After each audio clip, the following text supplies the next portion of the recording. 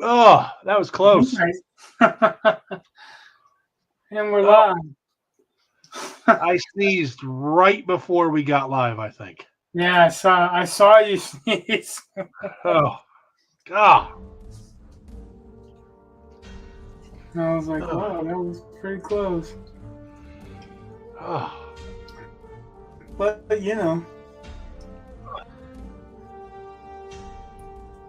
we must do what we must do.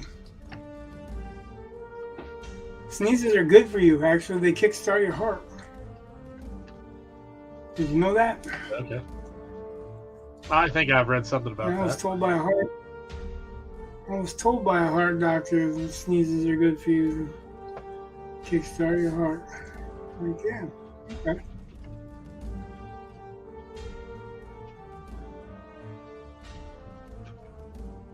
So I've been giving some thought to the story we've been working on, well, kicking around.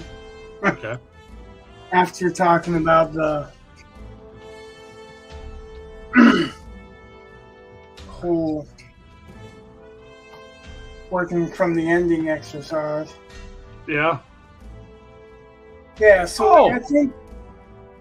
I'm sorry, continue. I just have something to talk to you about, but you continue. I was just going to say that I think it's not the actual ending that you're working from, like the denouement ending. It's the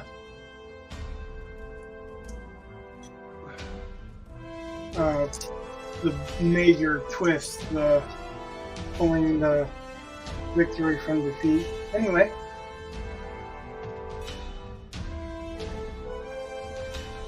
Well, I saw a video. It was short. I might post it to Slack. But it was Matt Stone and Trey Parker talking about writing. Oh, yeah. And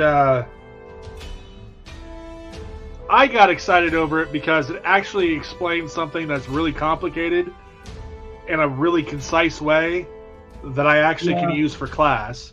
But no but, yes, and? It was the therefore but. Yeah. But if that thing about if you can say and then, it's probably bad. And that concise way of saying that between every paragraph should be either therefore or but, is actually a really good way to make sure you have a line of reasoning in the kinds of writing that we do for AP. And explaining line of reasoning to students is not necessarily easy. But being able to say, look, between every paragraph, there should be an implied therefore or an implied but. And if you have one but, you probably need at least two. But that's a relatively nice, concise way of doing it without having to worry too much. I mean, like I think they can understand that. They can grasp that. I was thrilled. But I had never really thought about that you should be able to say therefore or but between every scene. That's not the one that I thought you were talking about then. Oh. Where it's like either all scenes are asking a question. It's either yes or no, the answer, right? They either get it or they don't. If it's a yes, but something else happened. Yeah, I've seen that. No, it's a no and something else happened. And that's the stuff they have pinned up in their plotting room. Well, so they were talking about that. I've seen, or at least heard on, what is that? Oh, it's a podcast. Brandon, I don't know if he still does it or not. Excuses. Yeah, Writing Excuses talked about that quite a bit. So I don't really know. Yeah, from what I could tell, MRK, has a habit of taking other people's stuff and changing it to what she thinks it should mean. Okay. So I'm not surprised they talked about that stuff on there because she would know that. But like, if you listen to her definitions of mice equation. Yeah. Mice oh, you talked about that. Yeah. Yeah, she's got two of them that are the same, and they're not the same as Orson Scott Card defined them. But she tried to change it because it's a cancel Orson Scott Card thing. Which is kind of ridiculous because she took his boot camp before she was a writer.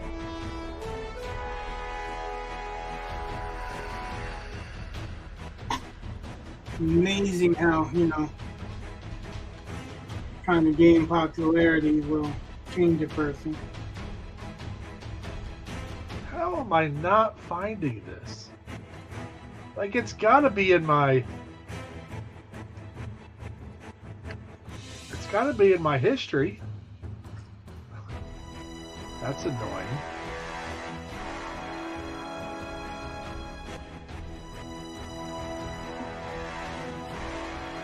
Grr.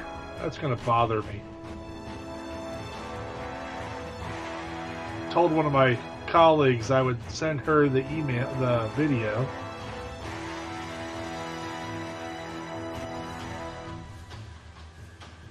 And then I never... That was before I had found out about, Rhonda's aunt. And then I was just like, all right, I'm done.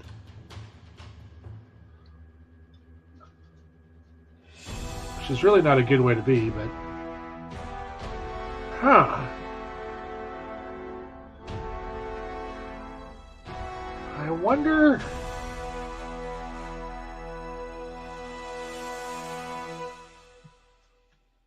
if it's on my MacBook. Which seems weird, but it could be.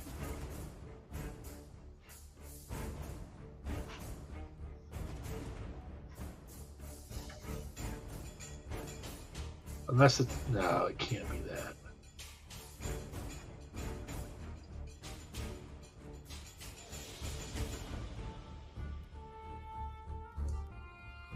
Wow, watching me look through my search history is got to be entertaining. Oh well, I guess I'll figure it out somewhere. Well, it may not be that entertaining, but it's also not big. You're small in the corner searching through your search history. There it is. Yeah, this should be it. You can't hear that, can you? Oh, yeah, no. That's definitely it. Okay. I didn't think you could, but sometimes you never know. You never know.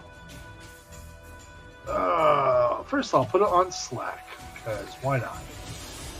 But anyway, I was just excited when I realized that was just one of the easiest ways of getting a line of reasoning for an argument essay. I just was like, oh, that is... When you find stuff that you need, but you don't know, just randomly stumble across it. You didn't know you did, but now you can't live without it. Well, I knew I needed something, but I didn't know where it was. For it to randomly show up was great. Writing. Where have you been You've been putting yours in writing resources? Yep. I shall do the same. Well, it just depends on what you're doing. It's so weird, those subsections. Yeah. I was trying to figure some of that out too, because it could be writing discussion, it could be writing resources, it could be. Yeah.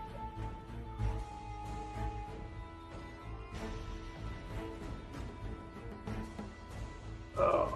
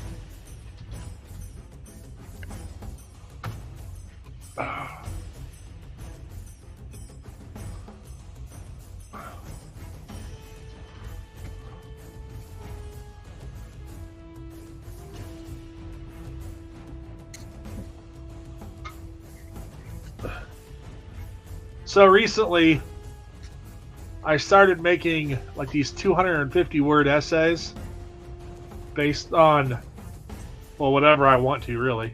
But primarily, they're reading comprehension exercises. Like that's about between 250 and 500 words is about the maximum you're going to get on an AP exam. Like you'll get several of them, but that's roughly the range you're looking at.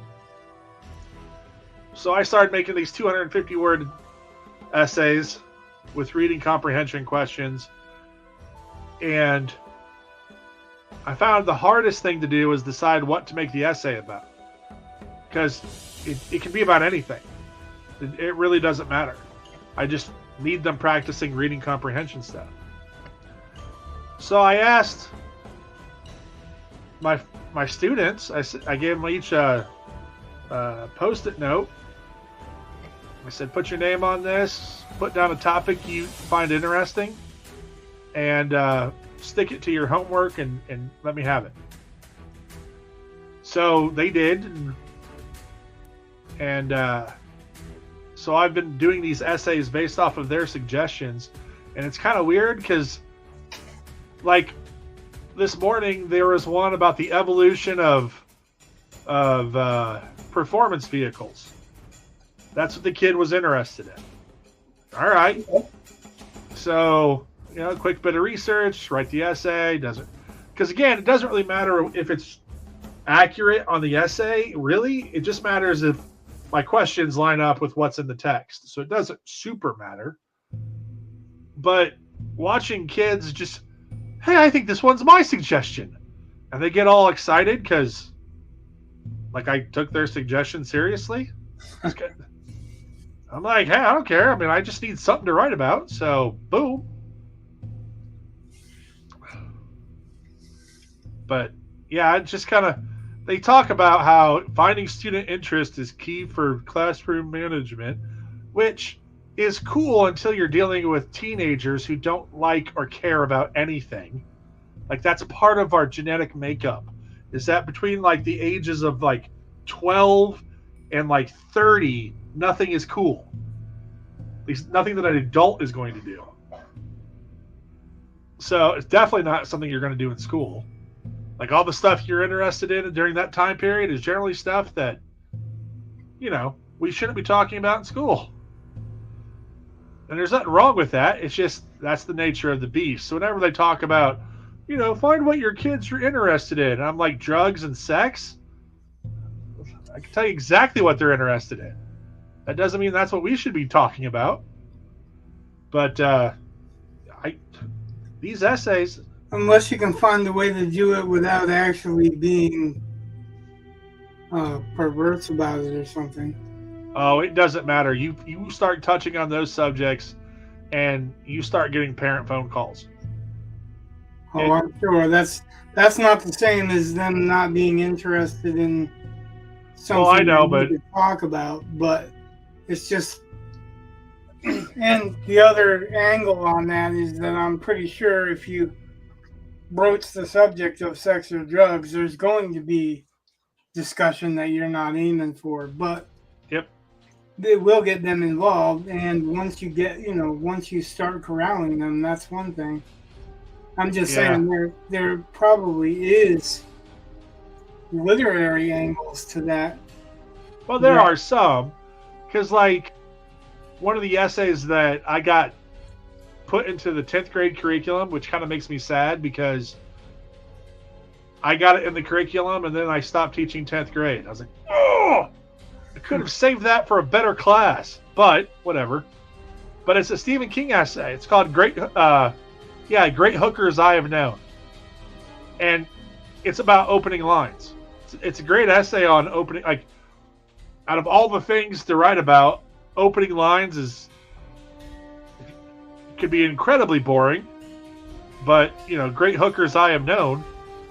And he starts off, when my 13-year-old son asked, I said, yeah, I could probably find him a couple hookers easy, maybe a couple of great ones, something like that. I mean, it's just, you can tell, he's been an English teacher because he knows exactly what he's doing. And, yeah, you can watch student eyebrows start to go up as they read, they see the title, then they start reading it, and they're like, "Ugh." I'm like, yeah, okay.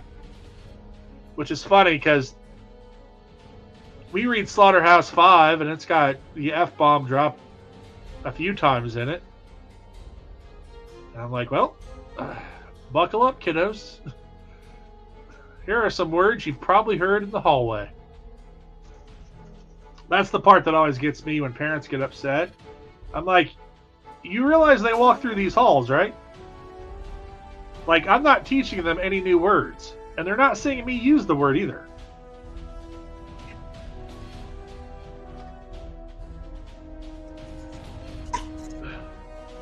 That was like, earlier this week, I kicked a chair in the middle of class. And it hurt. Oh my goodness, did it hurt. And, just got my toe just right, And, it's funny because you really mean it got your toe just wrong. Yeah. Well, and then whatever. I'm limping up back to the front of the room. And this kid's like, you really don't curse? Because he expected me to curse because it was obvious that it hurt. And I was like, oh, that's so cute. Yes, I curse. Just not in front of you guys. Like, told him, I was like, if you guys can find the stream, you'll find out eventually. Because, you guys aren't the audience, per se.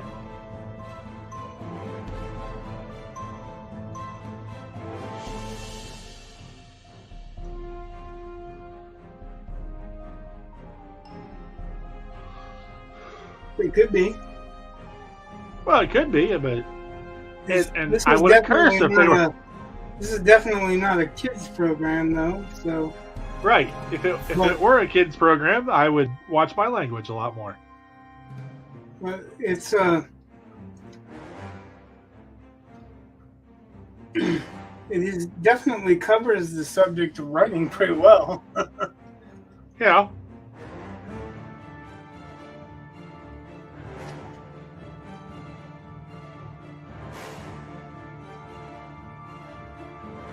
Just in the more adult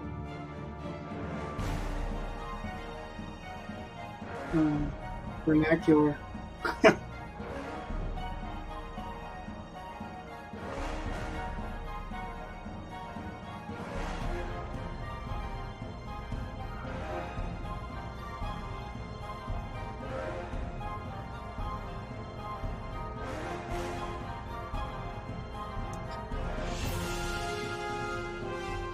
Need some different size round brushes.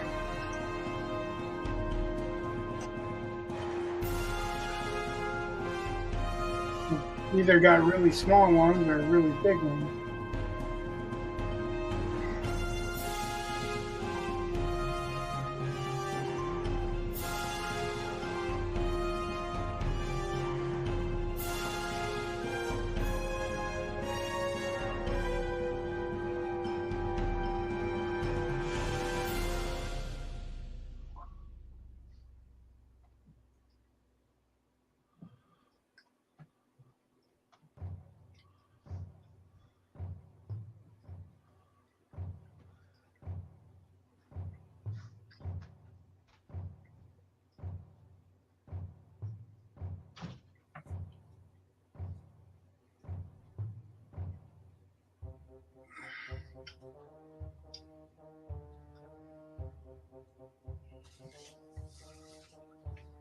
Probably it's better for your job that they don't find the stream. Oh, I don't think we get into anything too bad. I'm normally pretty good about it's like, that doesn't need to be on the internet.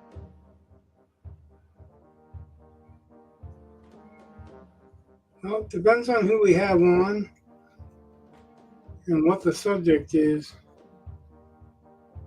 or the subjects we discuss are. I find myself trying to keep away from the stronger vulgarities most of the time, too.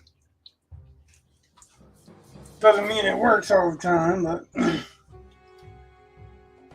early on, I told everybody that, you know, they can espouse whatever they want as long as they truly believe in it. I don't want somebody up here, you know, bullshitting, trying to give people the idea that they believe in something that's atrocious when they don't. That's not what we're here for.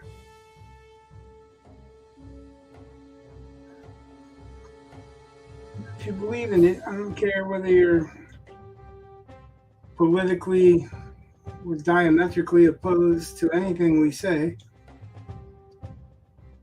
If you believe in it, there's a free spot to express it.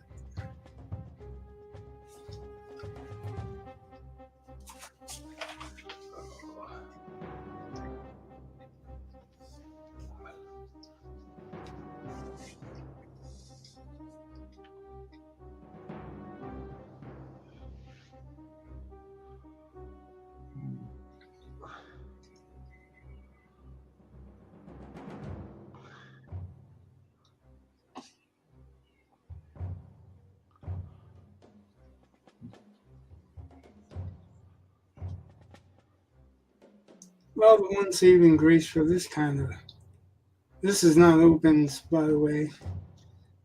I'm not telling you, Brett, because I told you earlier. I'm telling the audience, if there is one.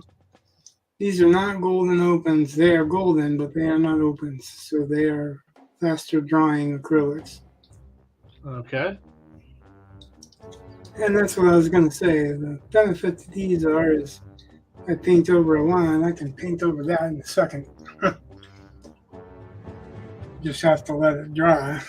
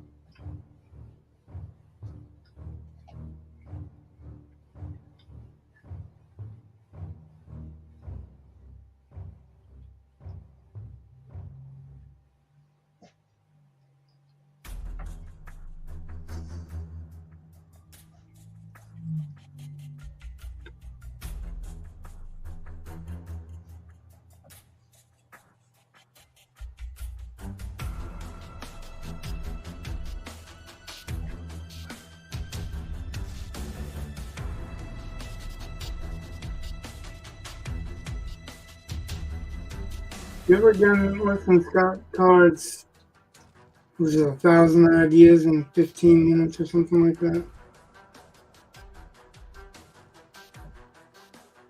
No, I've heard of it because he's talked about it before. Because isn't that basically where he just keeps asking questions? Yep.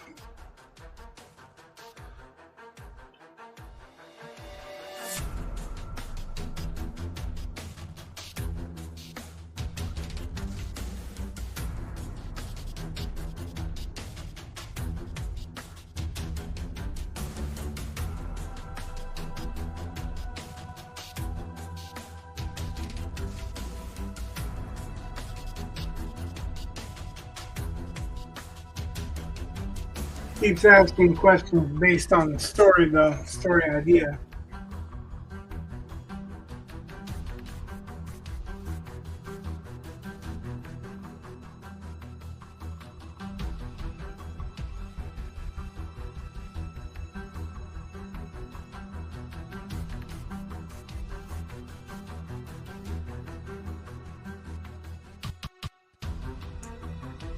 I haven't either, but I was curious to know how inspired one of those sessions would feel if you were actually in it.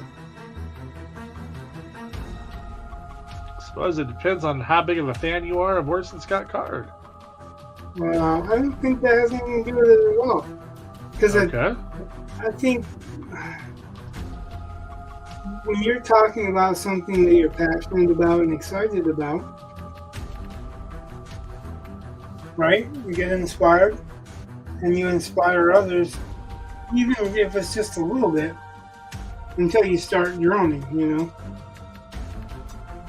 Okay. But when you're not droning and you're excited and you're passionate,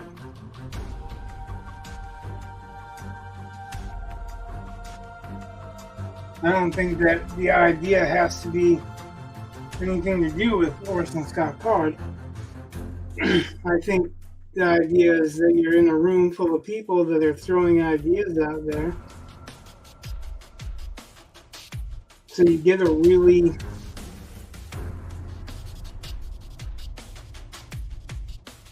varied number of suggestions.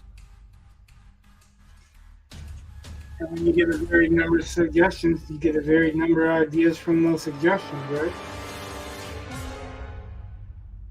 I suppose. That's what I'm saying. That's what I'm wondering is like, I don't think Orson Scott Card makes the difference. I think it's the idea of well, not the idea, but throwing out all of these ideas and being in an environment that all these people are kind of working towards the same thing. So, for instance, when we were in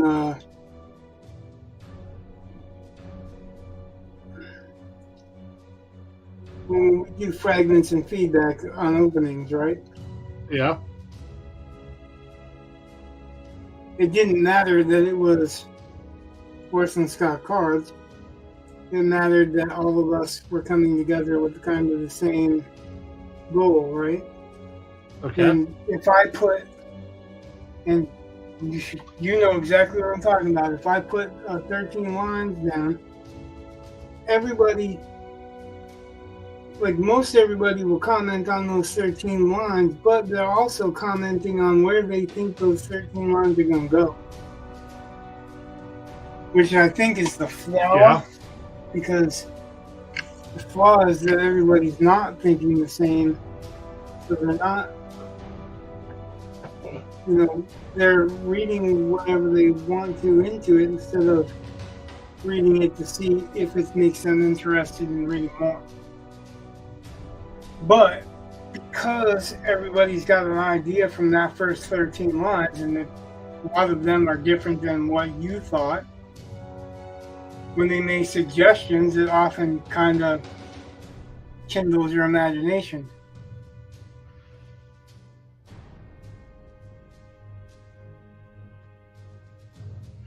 Okay.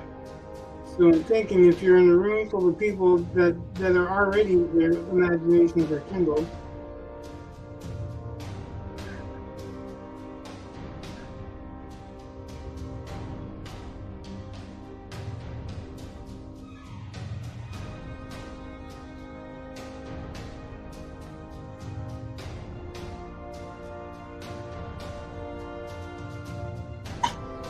there must be an explosion of ideas.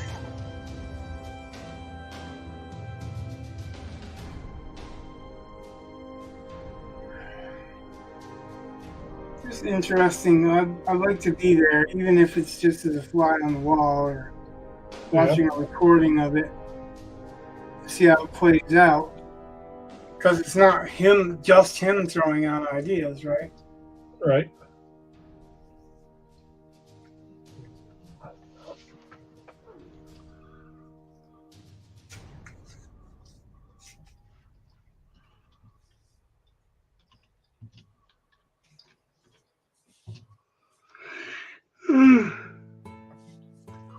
What's the thing called that Orson Scott Card does again? It's I think it's 1,000 ideas in 10 minutes or 15 minutes or something like that.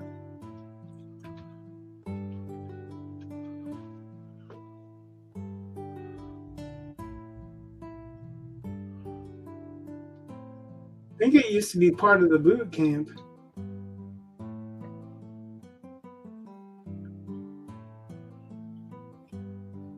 That's also why I think there's no footage of it, or there wasn't any footage of it, because he was very selective on who he accepted for those boot camps.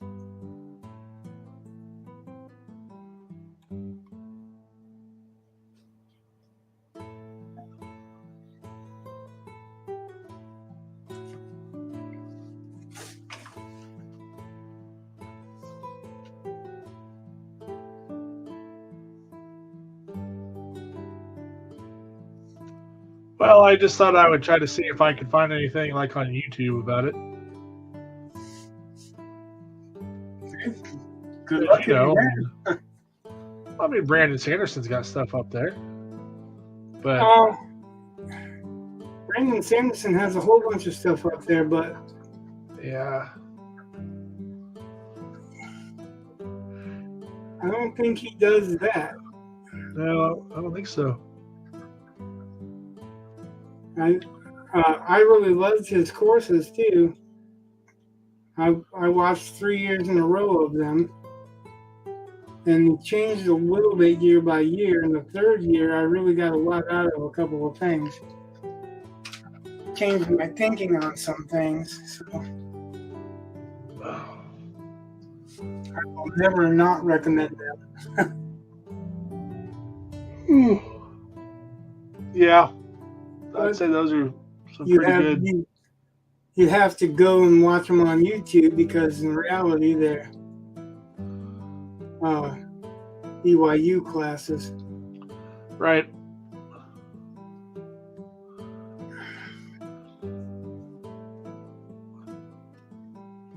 I think they're like extracurricular classes, because there's not like a fantasy writing course, but he does one.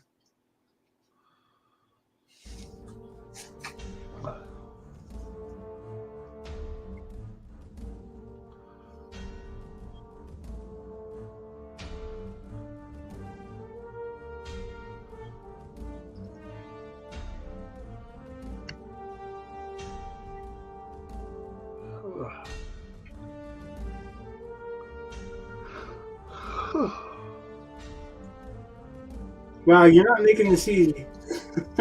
Sorry. It has not been an easy week.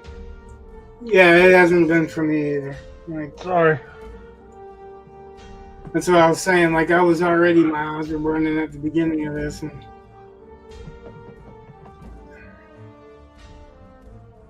it's only the fact that I'm constantly proving that it doesn't matter if you make little mistakes in painting, that I'm still keep going.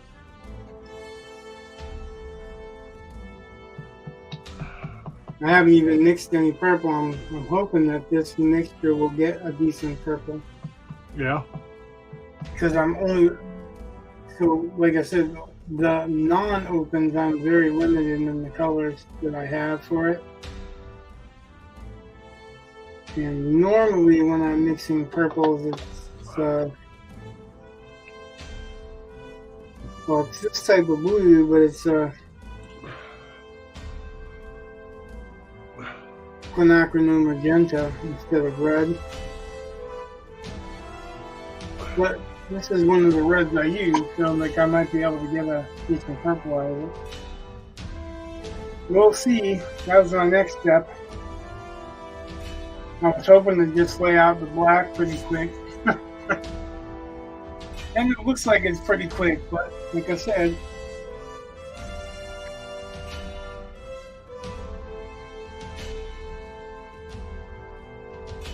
that might help. Get some more light on this up there. You know, I've got this thing. I don't think he likes the other light. He'll turn it on because he knows that I need it on, but he kind of puts it down so it doesn't lift up anywhere I can see. Okay.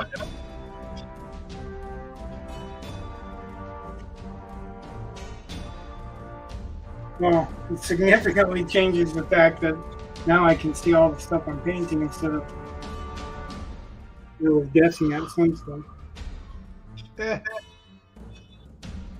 Paint by ear.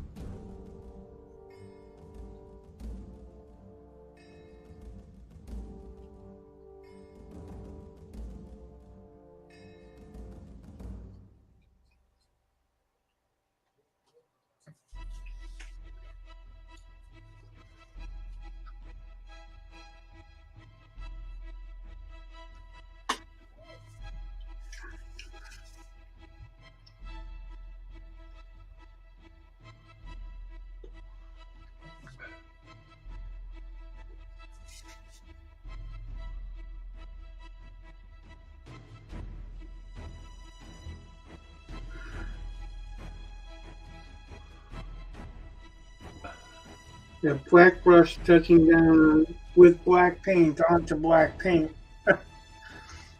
It's That's super easy to see, right? Yeah.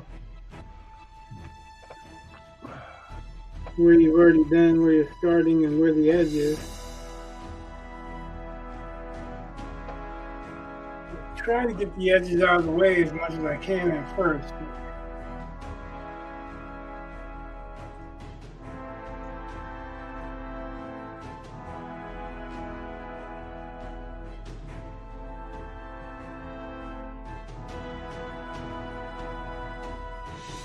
However, the good thing is I've got these bottles of these, even though it's a limited number of them.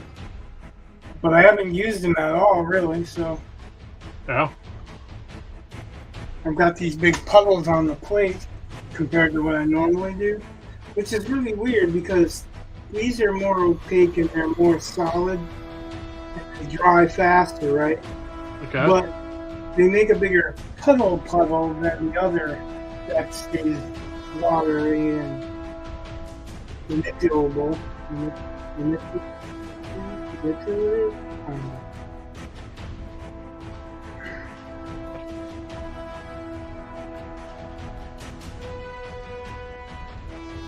I'll be right back. I have to get something to blow my nose. I have just run out.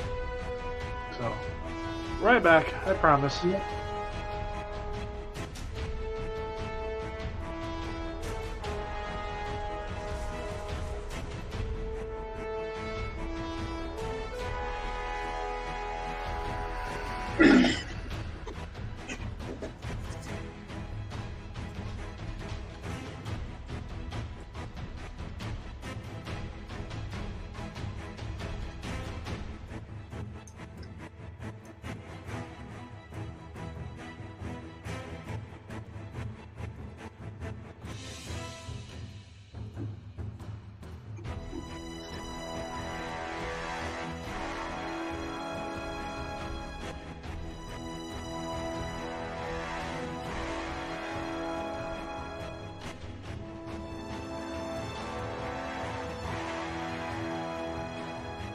Yeah, it's me already.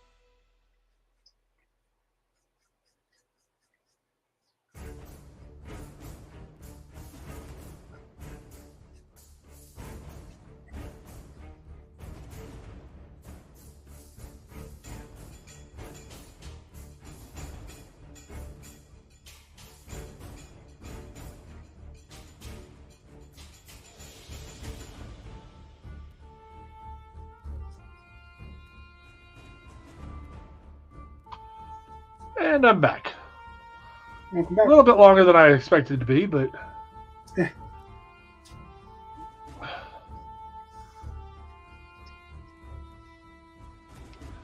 I think I've spent... Blue and red already started to become plastic.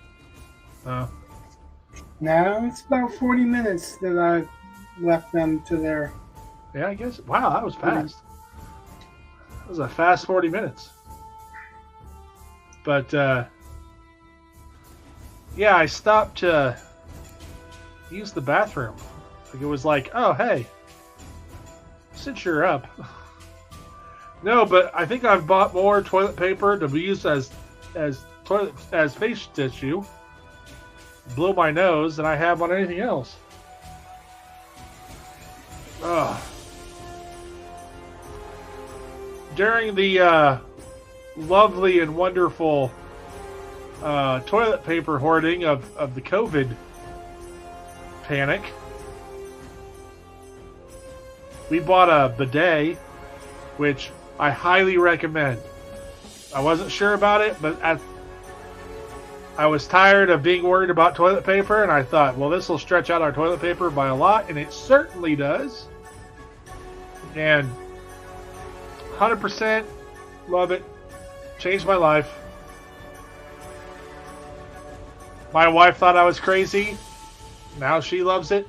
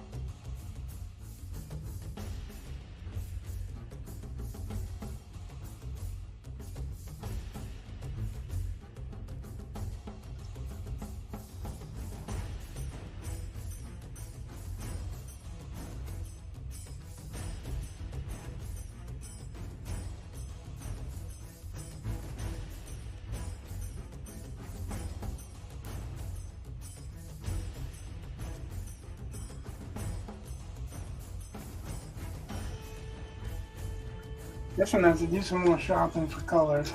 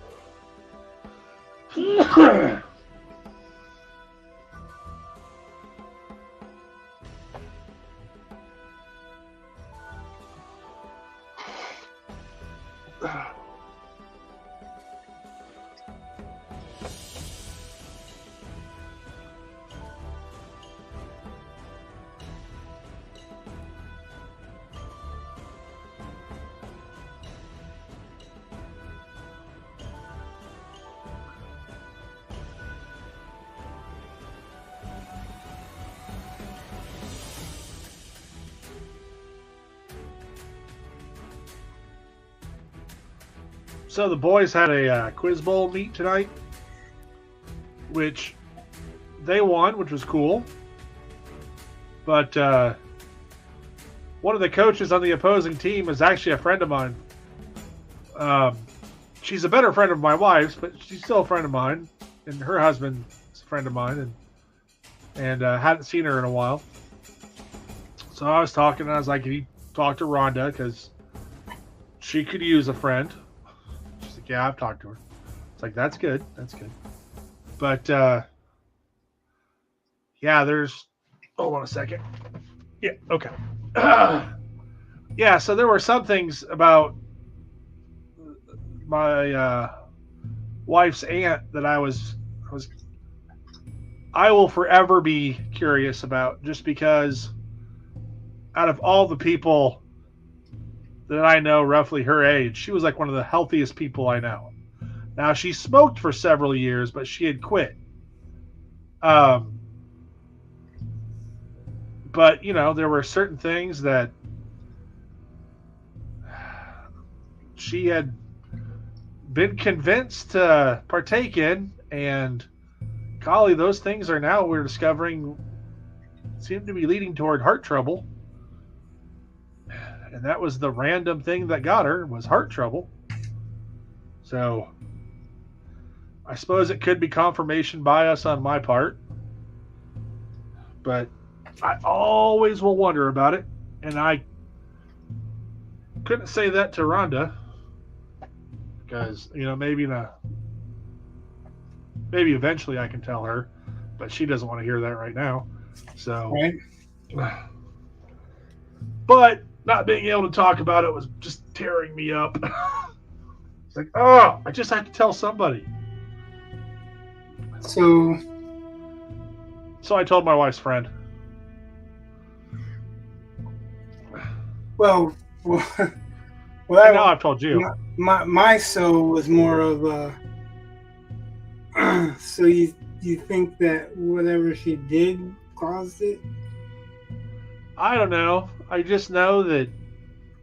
I mean, it's weird that she. What is it that you're avoiding saying that she did?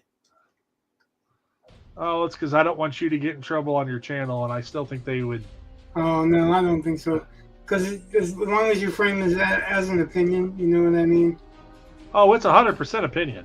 Yeah. So I'll never. I mean, no one will ever know completely. I mean, that's just the way there is to it. I mean, you can't know 100% on any of it. But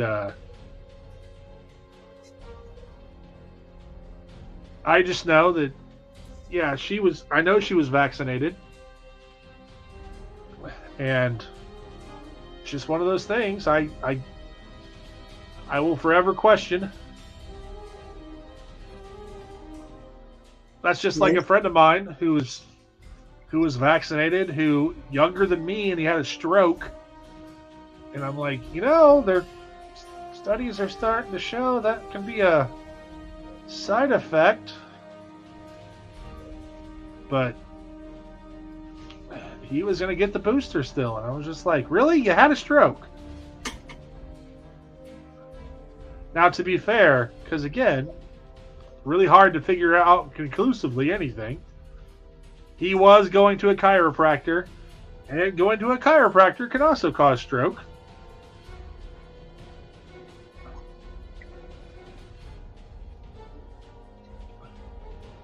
Worst part was, I guess, we thought he was going to die.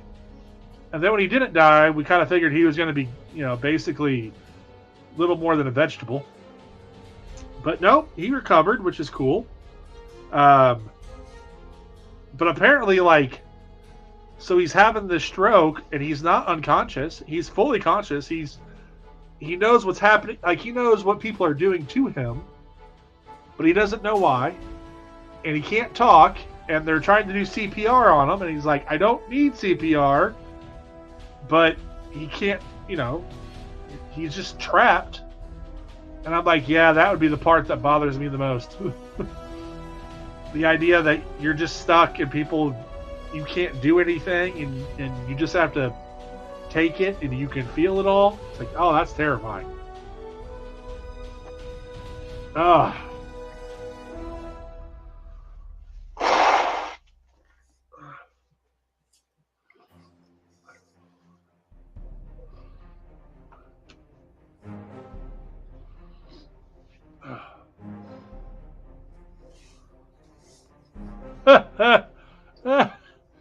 Oh goodness, I gotta blow this up. Yeah. So currently, well, that shadow under his nose is looking a little mustachy. Yeah. Yeah, I know. That is the thing with shadows under the nose like that.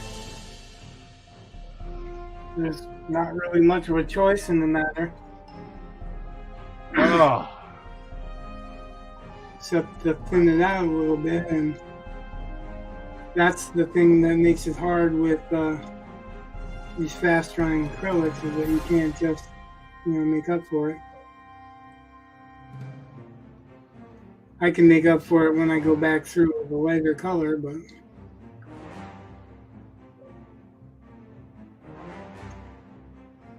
yeah, I realized when I did it that's going to look like that, but that's kind of the consequence of it. Yeah. Well, I figure you'll just do all kinds of stuff where it's like, okay, that's... As I'm going, it should be taking a lot of that effect away. But when I come in with a lighter one, lighter purple, to match what was there already. Yeah.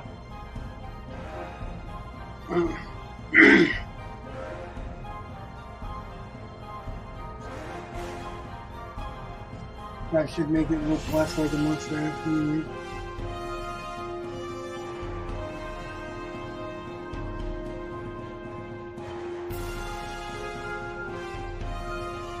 Yeah, to carry the shadow, though, it's got to go where the shadow's got to go.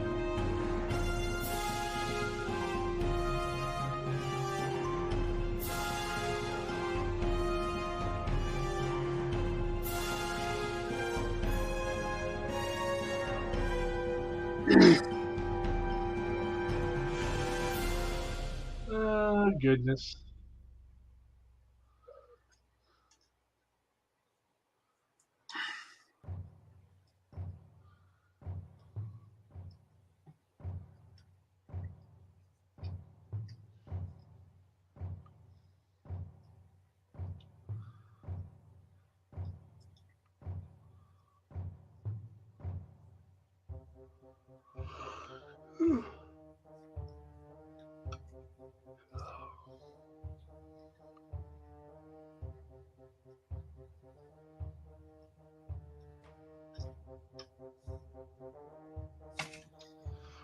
Like I said in the message that I sent you, it's probably going to be a shortish stream anyway. I'm pretty tired too. I had a rough night, not very much sleep. Well, that's like, so Friday afternoon, God, it wasn't like, so during work, my schedule is normally, I teach one class, then I have a department chair period, and then I have 2 classes, and then that's that third class of mine, which is 4th hour, is lunch, and it's in the middle of that class. So I have half of it before lunch and half of it after. And then I have my actual prep, and then I have 2 more classes. And by the end of that 4th period, I was not feeling well. I was like, ugh. But when you have a prep period and then only 2 classes, and they're 2 good classes, I was like, no, I can get through. Soldier on. So I did, but I came home immediately and went to bed. And I was pretty much in bed for most of Saturday until a little bit before Whit decided he had hurt himself. So I was like, all right, whatever. So I wasn't super thrilled to go to the hospital. How did that turn out? Oh, it was fine. I'm sure it was embarrassing for him, but oh well. Nothing I can do about it. He thought he had given himself a hernia. So, all right, let's go. So we go to the ER. Well, he actually thought something else. He thought he had done some kind of torsion thing. All right. I don't think he'd be walking around if that's what happened, but okay, whatever. I think it's probably more like a hernia. So we go to the hospital. And I don't know what was up with Saturday, but I think every single employee there was female. And, this wasn't a navel hernia that he thought he had, behind your belly button. It was lower. And he's all worried about that. And yeah, they're all having, they got to look and all that stuff. And, some old lady doctor who I've never seen before, she's having to do that. And he's dying of it. And, every single woman there that's working has to ask more questions about it. And he doesn't want to talk. And I'm not really super comfortable talking about, his groin area. So. Well, see, now that's where you and I would differ. I would love torturing him. Well, if it was mine, anyway. Well, okay. But it was obvious I wasn't. You need to examine the underside of his testicle. Oh, his brother we have a group chat, and his brother was being ruthless. Just all kinds of jokes. Which I thought were hilarious, but Whit did not find them funny at all. I'm like, yeah, you're not supposed to. But everyone else can laugh at you. So it'll be okay. And you'll find them funny later when it's not you. Yeah. Years from now, when you can think back about all the women that got to gaze upon your particulars, as my younger son likes to call them, his particulars. So, whatever. Out of all the things that could be wrong, I was like, yeah, that's a pretty easy one. You're looking at your even a hernia, it's just, I was like, whatever. They gave him some medicine. They're like, you'll be fine. I was like, all right, cool.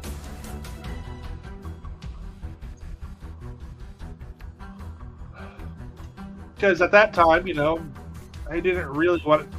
Like, if it was a hernia, I'm like, oh, God, they're going to have to do surgery if it's a hernia. So I didn't really want it to be a hernia. I was pretty certain it wasn't torsion, but I was like, oh. So whatever.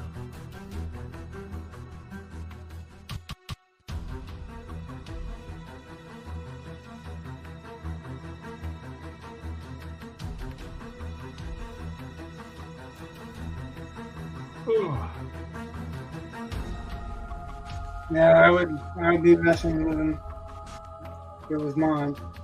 Yeah. You just held me back for a minute. She wanted to talk about your sexual life. She said you should be careful and note who you slept with for the last. She wants a list of all the people that you've been intimate with in the last 60 days.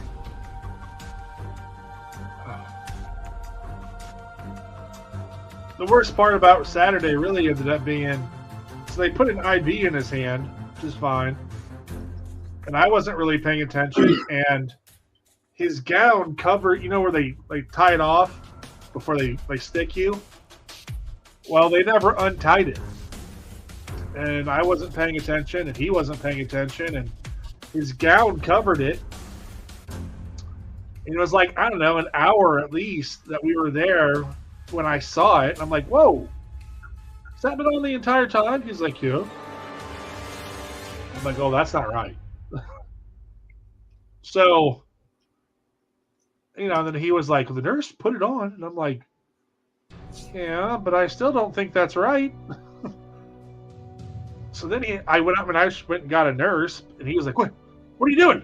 What are you doing? Where are you going? And I'm like, I'm going to go get a nurse. Like, either I'm going to untie it because I don't think it's right, or the nurse can tell me that it's either correct or not correct, but I'm having it looked at. And that I told the nurse, and that woman jumped. She's like, oh my God, and ran. And he's got a nice bruise all the way around his arm. What was going on? And I was like, and must have missed what you were saying. Well, yeah, he the tourniquet where they, like, before they stick you, like when they're drawing blood. Okay, tourniquet, okay. So they had left that part on. But apparently it wasn't, like, because the nurse asked him, like, aren't your fingers numb? He's like, no.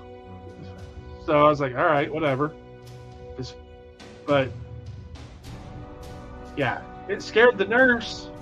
Then she was all, I'm so sorry. I'm so sorry. I'm like, it's okay. Like, the shirt covered it. I don't care. Like, you didn't do any permanent damage. Like, I get it. But plus, when you're in the ER, you get a whole bunch of conversations going on around you that are just like somebody was getting a rectal exam and they didn't know what that was. Because the nurse's like, yeah, we're going to have to give you a rectal. And the guy's like, what the heck is that? And I'm like, how do you not know what a rectal exam... Like, I've never had one done that I know of. So unless they did it to me when I was a baby. But I'm like, I know what they are. You know, it's one of those things. You see that advertised, you go the other way. Unless you're into that, whatever. That's you. But oh well.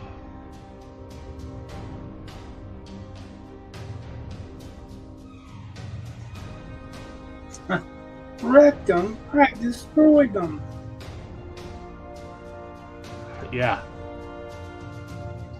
I was waiting to hear a holler of surprise and a "Do I know you?" And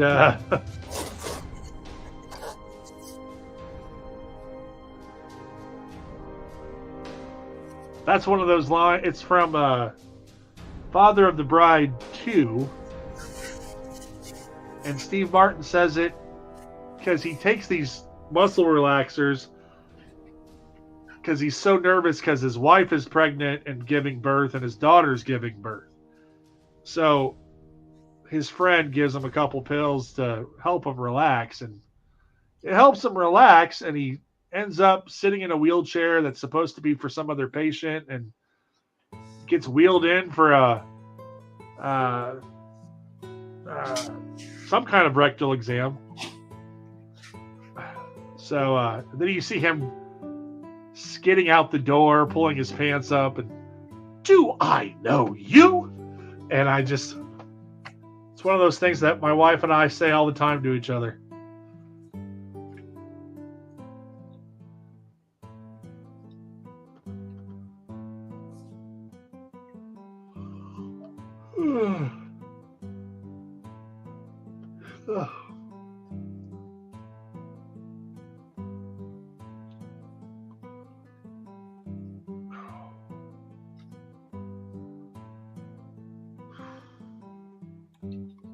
I definitely need to get the right colors.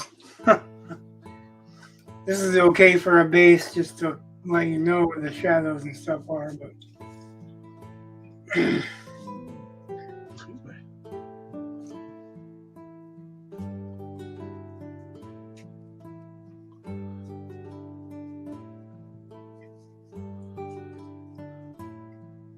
I wouldn't want to rely on it.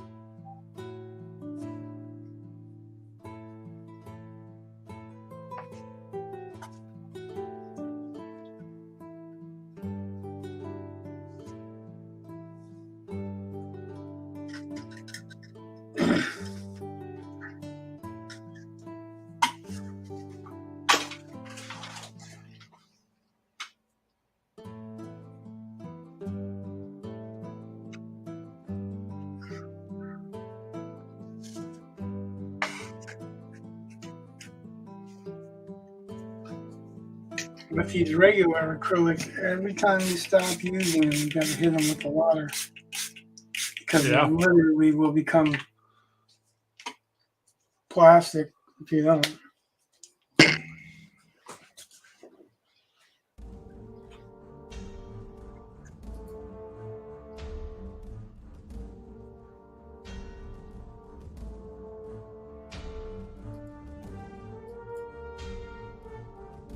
Well, I've read a couple of comic books over the last couple of days because I've finished the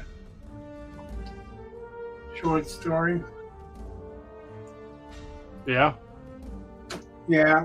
One of them was the ISOM number 2. Is that good? No? Well, it was better than ISOM number 1. Okay. Because ISOM number 1, you didn't even see him in his costume until the very last page. Oh. ISOM number 1 was an info dump, basically. It was explaining that he has a family in his business. He's got a business that helps farmers. And then he's got connections in the inner city that are gangsta and want to hurt him. Okay. Over some stupid ass shit. I mean, stuff that I was asking myself, really? That's what this is going to be about? And I think the first one kind of tried to introduce all of they introduced Alpha Core for one page. They introduced Yaira for 2 or 3 pages that didn't make really much sense in the action of what was going on. But in the second one, it feels like there's a story. But it starts off with enough of that back bullshit that makes you wonder if it's ever going to go anywhere.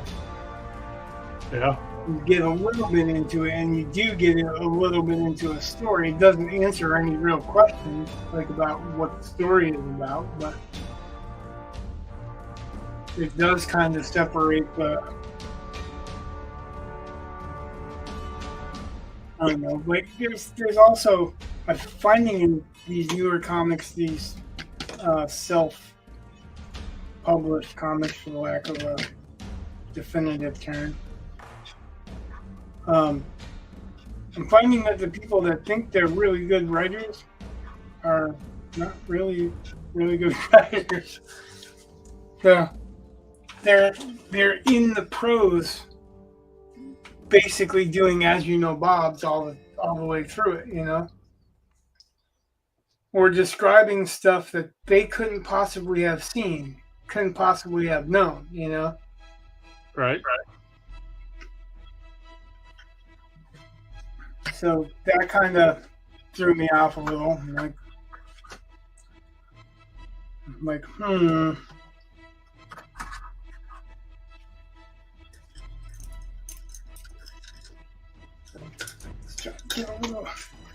ochre. Regular golden, but ochre.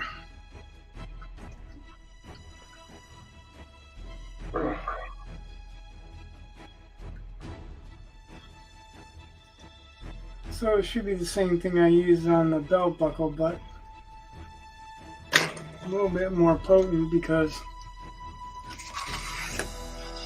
it's not meant to be watery and thin.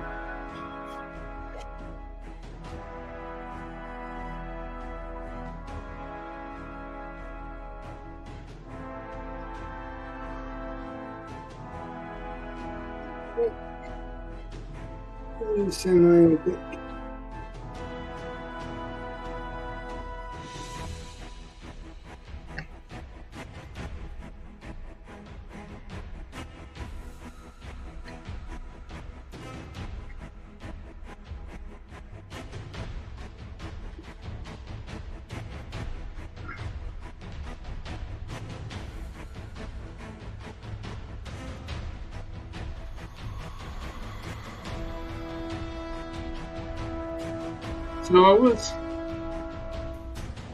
less disappointed in the second one than the first one. Okay. But at the price that I paid for them, it's not that good of a comic.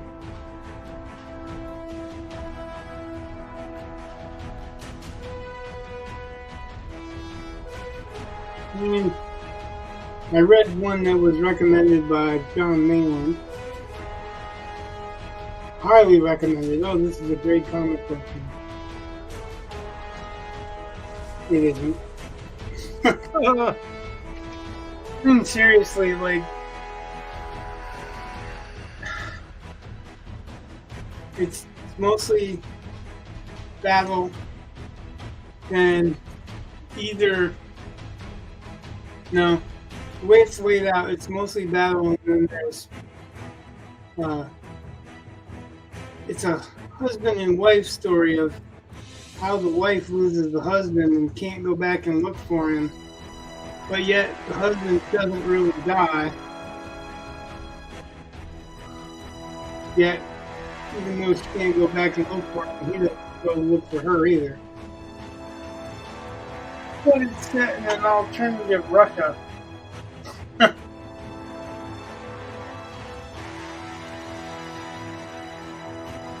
called Red Star, and he was talking it up. It's like manga where it's big panels, like 3 big panels to a page or 1 big panel to a page, and then some writing just kind of floating. Okay. The writing is a lot of info dump, a lot of stuff that is repetitive because they're saying it and then they're reading it. You know, it's like the characters are voicing it and then they're basically repeating it,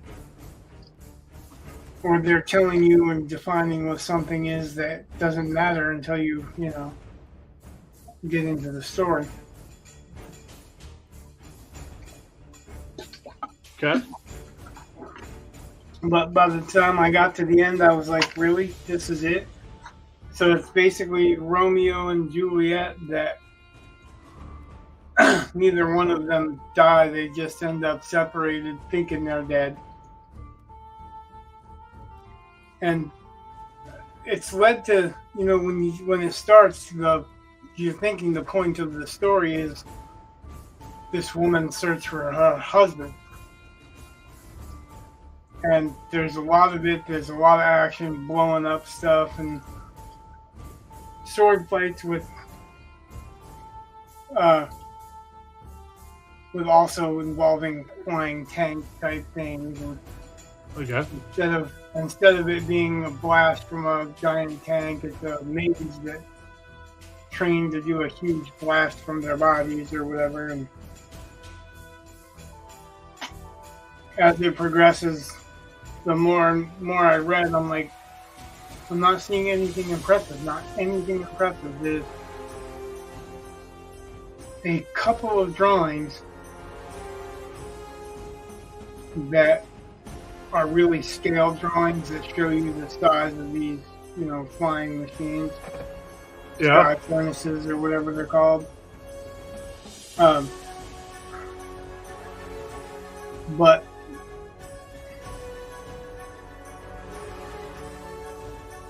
story-wise, I'm left wondering why the hell I was reading that story. Like, the main character is telling the story on a train to an older comrade that's retired as they travel through this giant graveyard.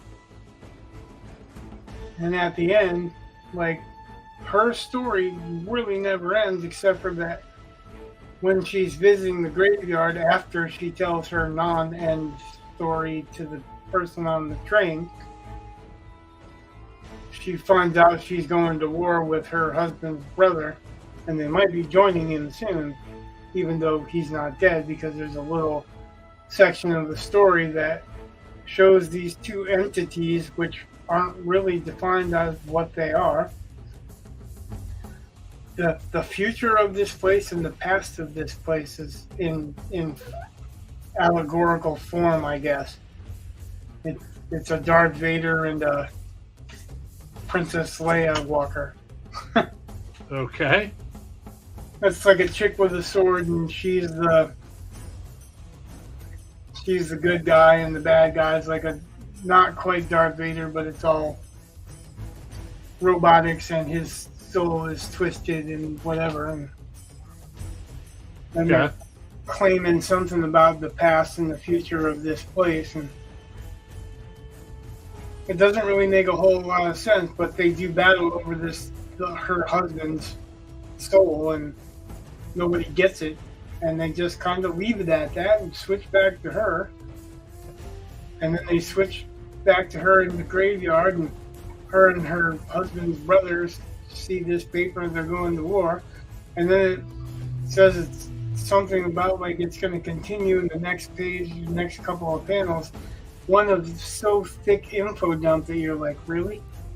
all this stuff that I've already fucking kind of experienced. I don't need to reread it.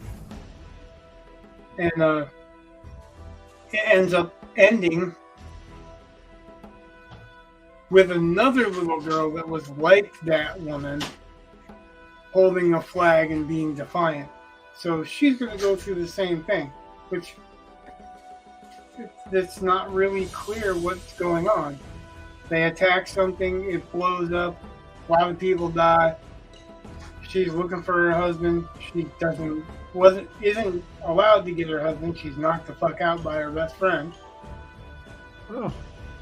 And sent home, and then her husband's fought over by two entities that make a sudden appearance just over his body. And then basically disappeared. That whole thing disappears, and she's on the train again. That's the whole thing. Like, I don't get it. Okay. Like, I certainly wouldn't call it one of the greatest comic books put out by Image. Like, I wondered when I first was hearing about it, like, I've never heard of this comic from Image. Well, it's an oversized comic, first of all. It's like big comic. Yeah. Let's see. No, I took it upstairs, damn it. I was going to say I have it to hand, but I didn't. Yeah, so Isom was a little bit better. That magazine was, like, even the drawings in Red Star look like they were drawn small and then blown up because you can see the rough edges of the pencil, but like a thick pencil line where it wouldn't have been. You know how you see a pencil line blown up like that? Yeah.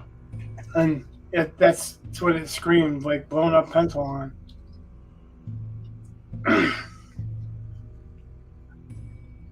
Well, so I guess I'm going to end it here because I can't go on with the purples until I get the purples. I guess I could paint a little bit more of the black, but I don't want to. I want to blend the black in with purple. Yeah. His wings are really dark, but they're kind of a dark bluish black. They fade from one to the other, and I kind of want to treat it like that a little bit. Oh, yeah. Because it'll work well with the orange. A little bit of blue in there. I can see that. I'm going to do another layer over this, but that's the opens that I was using. So cool. I'm really tempted because look, all this is dry. Like, not, ooh, I'm nope. Even the belt buckle, yeah, all dry. That's the danger. Like the drying is fine, except for that if you let it dry, if it dries too quick, you can't blend it.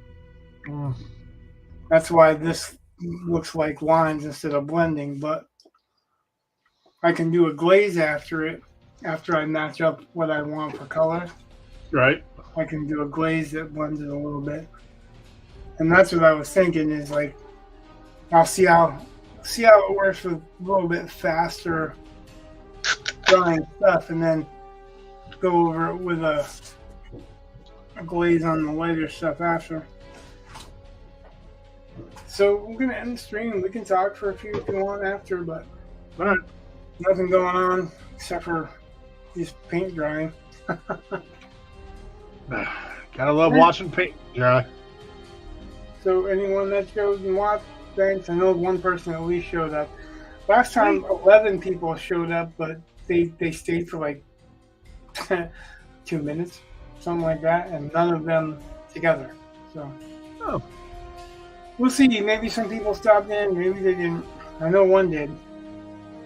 But yeah, I've seen what I want to see. My thing was mainly experimenting with these regular Goldens versus the Golden Opens, and I think that there's an acceptable combination, but I just have to play with it a little bit. Cool. All right, so like I said, anyone that's watched the whole way, thanks for watching. If you like the content, like and let me know that you do like the content. If you want to be informed of when we're going to stream next, subscribe. And good night. God bless. Much love. Peace.